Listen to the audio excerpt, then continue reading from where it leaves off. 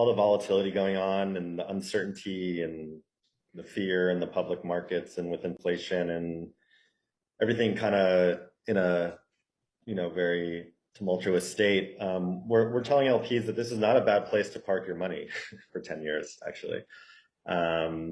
Especially with our track record and with what, Ben was saying, a lot of especially in the early stage, we're sort of insulated from these macroeconomic trends that are happening.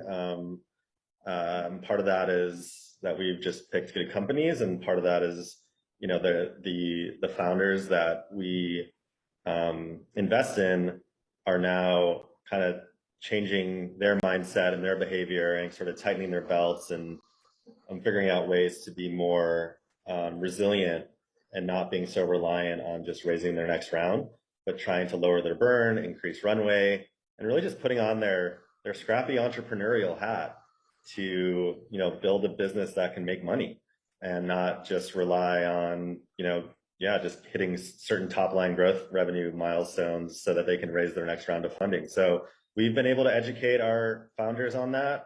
And, I think that's in the early stages. That's why I think markups or valuations haven't been as affected as in the public markets. And we sort of educate our LPs that, we're going to continue to operate sort of with that methodology.